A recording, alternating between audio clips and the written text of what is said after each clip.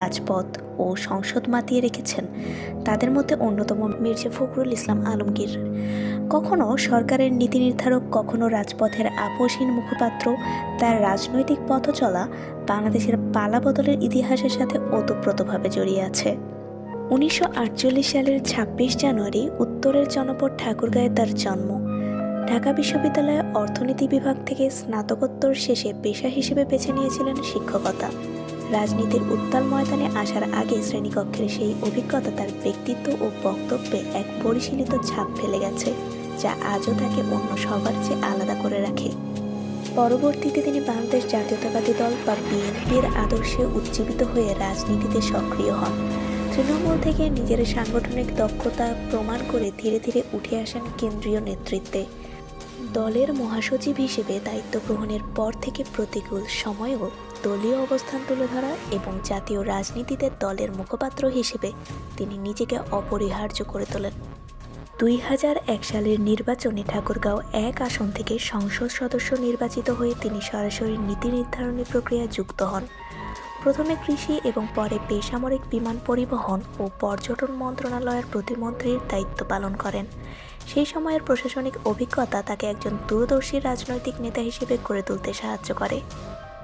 রাজনীতিতে সুসময় যেমন এসেছে, দুর্দিনও ছিল সমান তালে।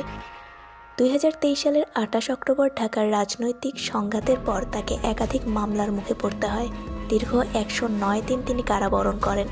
এই ঘটনাটি দেশের রাজনৈতিক অঙ্গনে যেমন ব্যাপক আলোচনার জন্ম দেয়, তেমনি তার সমর্থকদের মধ্যে তৈরি করে প্রবল আবেগ। 2026 সালের 12 ফেব্রুয়ারি অনুষ্ঠিত হলো 13তম জাতীয় সংসদ নির্বাচন। ঠাকুরগাঁও 1 আসনের মানুষ তাদের নেতার উপর আস্থা হারাননি। জেলা নির্বাচন অফিসের তথ্য মতে 2,38,836 ভোট পেয়ে তিনি বিপুল ব্যবধানে বিজয়ী হন। নিকটতম প্রতিদ্বন্দ্বীর চেয়ে প্রায় 98,000 ভোটের এই ব্যবধান প্রমাণ করে নিজের নির্বাচনী এলাকায় তার সাংগঠনিক ভিত কতটা গভীর। নির্বাচন ব্যবস্থা সংস্কার, গণতান্ত্রিক কাঠামো রক্ষা এবং সাংবিধানিক অধিকার, এই বিষয়গুলোই মির্জা ফখরুলের রাজনীতির মূল ভিত্তি।